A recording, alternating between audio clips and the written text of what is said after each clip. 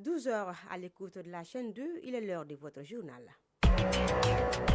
Infocité, le journal de l'info de proximité sur la 95.2. Bonjour, les titres. Dans ce journal, nous allons au CCB où se tient depuis hier la première édition du Salon des arts de design et de la décoration. Un rendez-vous qui met en lumière les métiers de design. On en parlera avec Mariam Dao. Et vous avez sûrement vécu ou entendu un incident des tricycles. Surnommés katakatani, ces engins à trois roues sont omniprésents dans le paysage urbain. Leur présence soulève de nombreuses préoccupations. Mariam Konaté nous amènera dans la circulation. Et pour le tour d'horizon de l'actualité internationale, nous aurons en direct Aïssata Yanogo pour son développement.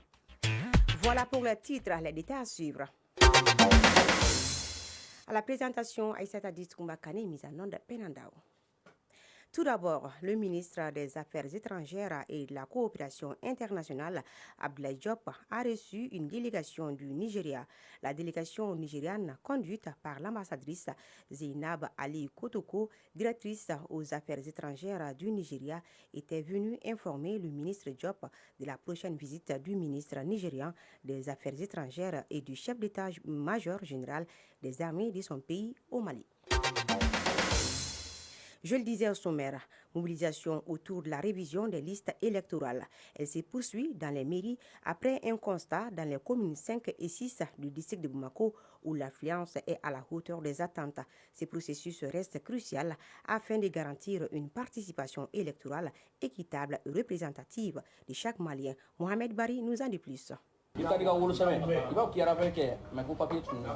Dans les mairies des communes 5 et 6 du district de Bamako, l'affluence et l'engouement sont au rendez-vous. Après la prolongation de la révision des listes électorales, des files d'attente qui s'allongent tous les jours nous indique l'équipe technique. Les citoyens engagés pour faire valoir leurs droits civiques et de bonne citoyenneté se mobilisent pour s'inscrire ou se mettre à jour sur la liste électorale. Les agents recenseurs, quant à eux, jouent un rôle essentiel dans ce processus. Ils vérifient les documents et oriente les citoyens, tout en s'assurant du bon déroulement. Salia Sangaré, président de la commission de révision des listes électorales du 6e arrondissement du district de Bamako. Ce qui concerne cette prolongation, on a entamé les travaux en retard compte tenu du nouveau découpage dans la conversion des documents. Cette fois-ci, ils ont réactivé le site internet qui a permis aux gens d'être sur place et effectuer leur transfert. Une semaine seulement, nous sommes à 1092 cas de transfert. Ça, c'est énorme. Oumar Touré, président de la commission de révision des listes électorales du 5e arrondissement du district de Bamako, nous parle de l'affluence et des difficultés auxquelles ils sont confrontés. Chaque année, il y a une augmentation. Chaque année. Ceux qui viennent faire les transferts, ils viennent. Mais pour les mises à jour, ça, c'est le nouveau majeur.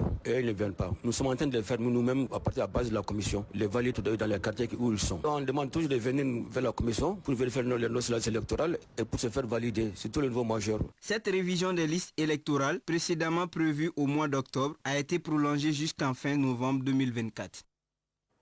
Pour parler de santé, l'ORTM a abrité hier une séance de consultation gratuite du diabète.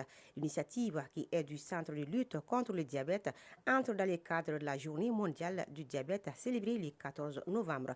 Le compte-rendu est certain avec Sangari.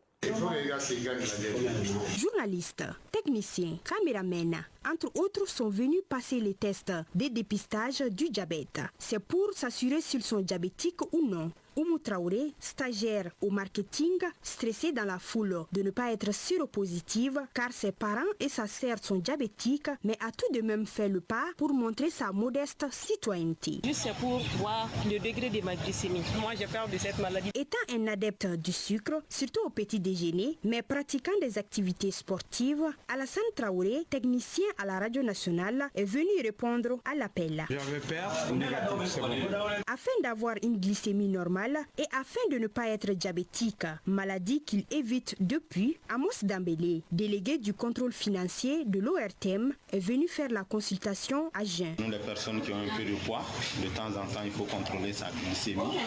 Voilà. Célébrée le 14 novembre de chaque année partout dans le monde, cette journée de consultation gratuite est un moyen essentiel de lutte contre le diabète, surtout dans un état comme le Mali. Dr Brahima Berté, diabétologue au Centre de lutte contre contre le diabète. Il y a à peu près plus de 70% des malades diabétiques qui sont en train de se promener dans la nature sans qu'ils sachent qu'ils sont diabétiques. Toute personne qui a déjà mangé et qui vient se dépister doit savoir que moi, ma glycémie ne doit pas atteindre 2 grammes. Chaque fois que la glycémie atteint 2 grammes après repas et que c'est accompagné par des signes, cette personne est considérée comme diabétique. Et la glycémie à jeun, lorsqu'on contrôle et que ça dépasse 1,26, déjà la personne est considérée comme diabétique. Il peut y avoir des nuances. C'est de sensibiliser la population pour qu'au moins chacun puisse se comporter mieux. Rappelons que sur décision du ministère de la Santé, les personnes en complications aiguës du diabète seront prises en charge et elles seront orientées vers des structures spécialisées. Direction CICB, où se tient la première édition du Salon des Arts, du Design et de la Décoration, qui a ouvert ses portes hier. Ce salon a pour but de mettre en lumière les métiers du design et valoriser le travail des professionnels du secteur. Reportage signé Mariam Dao. Il est 15h au Centre international de conférence de Bamako. Ici, presque tout le monde s'affaire à faire les dernières installations des stands. Sur l'esplanade, nous nous sommes approchés de Alou Dounia, exposant à cette première édition du SADEC. Je suis tailleur. Je vends des habits indigo et le bogolan. Je fabrique aussi des figurines avec des métaux recyclables. Le design est un art qui se trouve un peu partout, sur nos vêtements, dans nos maisons, entre autres. C'est un métier qui nourrit bien son nom.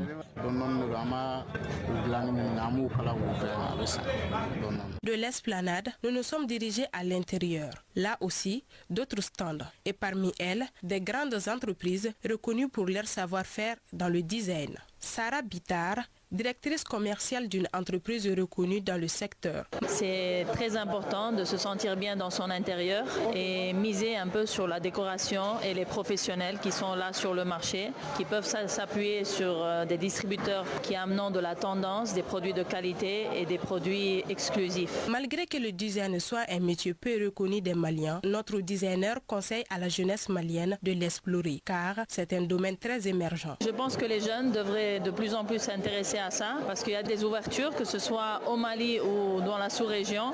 Être designer peut rapporter, on peut très bien vivre de ça et en plus c'est un domaine passionnant parce que chaque fois on crée de nouvelles choses. Donc je pense qu'il y a quand même du potentiel à développer sur ce domaine-là. Le Salon des Arts, du Design et de la Décoration a un objectif clair, faire la promotion du savoir-faire local en offrant des opportunités de collaboration avec les acteurs internationaux. Il vise aussi le réseautage et le partage d'idées. Une aubaine pour l'artisanat. Les SADEC, c'est du 15 au 18 novembre au CICB.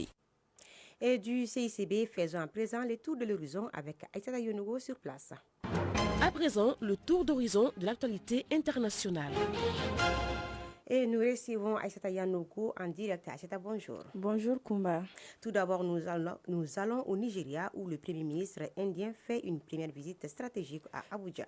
Oui, Kumba, le Nigeria reçoit ce samedi 16 novembre le Premier ministre indien Narendra Modi. Ce dernier en route pour le G20 qui se tiendra la semaine prochaine au Brésil fait une escale de 24 heures à l'invitation du président nigérian Bola Tinubu afin de discuter du partenariat stratégique entre l'Inde et le Nigeria ainsi que des moyens pour renforcer les relations bilatérales. La première ministre de la République démocratique du Congo a représenté son pays à la COP29. Effectivement, la première ministre de la République démocratique du Congo, Judith Suminwa Tuluka, vient de rentrer en provenance de Bakou, en Azerbaïdjan, où elle a représenté son pays à la COP29 sur le climat. L'objectif de la première ministre après cette conférence est de réévaluer à la hausse les financements en provenance des pays riches à destination des pays en développement afin que ces derniers puissent financer leur transition et s'adapter aux conséquences du réchauffement climatique. Et les Gabonais votent pour adopter ou rejeter le projet de constitution, etc. Effectivement, 848 000 Gabonais sont appelés à adopter ou rejeter par référendum le projet de constitution du pays. Les bureaux de vote se sont ouverts à 7 h et fermeront à 18 h. Le texte soumis à référendum consacre un régime présidentiel au détriment du régime semi-parlementaire en vigueur depuis des décennies. Il prévoit un mandat présidentiel de 7 ans, renouvelable une seule fois. Seuls les Gabonais âgés de 35 à 70 ans pourront être candidats à une élection présidentielle. Et voilà Kumbakane, et c'est tout ce qu'il fallait retenir de l'actualité internationale. Merci Aïssata Yonogo pour ces tours.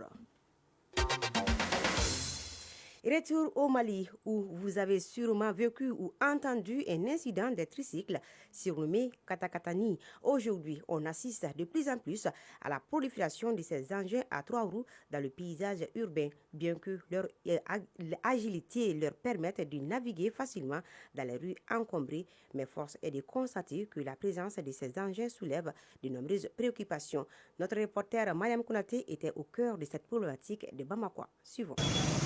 Les tricycles, communément appelés katakatani à Bamara, sont des motos à 3 roues, très fréquentes dans la circulation de Bamako. Ces motos à 3 roues sont très utilisées dans le transport de marchandises et parfois de passagers. Mamadou Doumbia, client. J'emprunte les tricycles souvent sans peur car de nombreux conducteurs sont adeptes de la vitesse. Et pourtant, ces moyens de transport très prisés par les usagers posent actuellement un énorme problème dans la circulation. Batoma Doumbia, usager. Je n'utilise pas les tricycles. Le risque d'accident est trop élevé. Même en marchant, on n'est pas hors de danger, puisque certains conducteurs de tricycles empruntent souvent les trottoirs. Il faut qu'ils conduisent lentement. Sadio Sissouma, usager. Personnellement, j'ai peur de rentrer à bord des tricycles car ils ne roulent pas doucement. Leur état fait qu'ils sont souvent en panne, créant des bouchons sur la route. Daoud Togo et Sanou Diara sont conducteurs de Katakatani. Ils reconnaissent leur part de responsabilité dans les embouteillages de la ville. Je suis conscient des embouteillages et accidents que certains d'entre nous provoquent, mais que faire? C'est cette activité qui nous permet de subvenir à nos besoins. Samou Diara, conducteur de tricycle. Conduire le tricycle a été une porte de sortie pour moi. Je transporte les matériaux de construction, pas des passagers. Ceux qui créent des embouteillages ne maîtrisent pas le code de la route. Les usagers plaident pour des mesures plus restrictives. Ibrahim Touré, conducteur de voiture. Je pense que les autorités routières doivent envisager des voies spéciales pour les tricycles dans les projets de construction de la route. Que dit la loi en la matière? Nous avons approché l'Agence nationale de la sécurité routière, ANASER, Blaise Adama Dena, chef de département, audit et réglementation et circulation routière à l'ANASER. L'article 2 du nouveau code de la route définit le tricycle comme étant un engin à 3 roues. La vitesse est supérieure à 50 km à l'heure et le poids au vide ne dépasse pas les 1000 kg et le poids à la charge lorsque le tricycle est destiné au transport de marchandises. Ça, c'est 1500. Et lorsque le tricycle est destiné au transport de personnes, ça n'excède pas les 300 kg. La gestion n'est pas facile parce que nous avons des voies qui sont souvent étroites et l'événement des tricycles chez nous est venu à encombrer la circulation. Sur le pont Fad est limité de 10h à 15h. Sur le troisième pont, c'est de 6h à 19h. Et leur circulation est carrément interdite la nuit. Aujourd'hui au Mali, l'utilité des mototricycles n'est plus à démontrer, mais elles posent un réel risque dans la circulation et constituent de ce fait un véritable casse-tête pour les usagers ainsi que les autorités. Merci Mariam Kounaté et nous parlons sport avec Oumar Enzan Traoré sur place.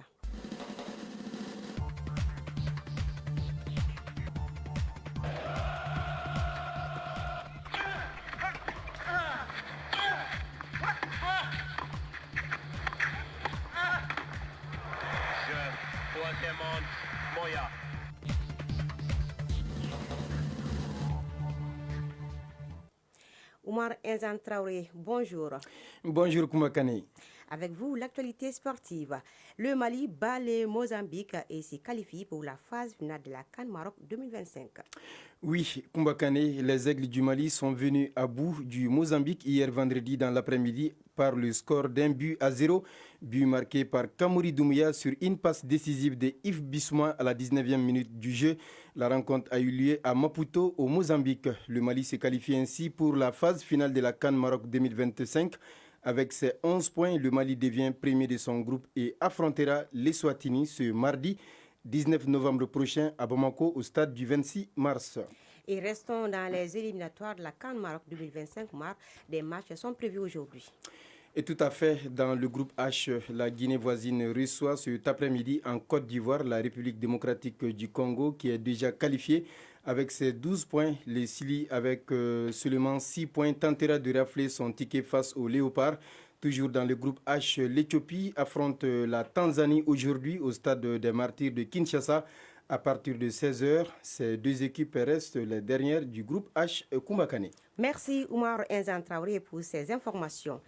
Et juste après ça, ce journal suivait l'entretien de la 2. Dans ces numéros, Cheikh Oumar Kamara reçoit le procureur du pôle national de lutte contre la cybercriminalité au Mali, Adama Koulibaly.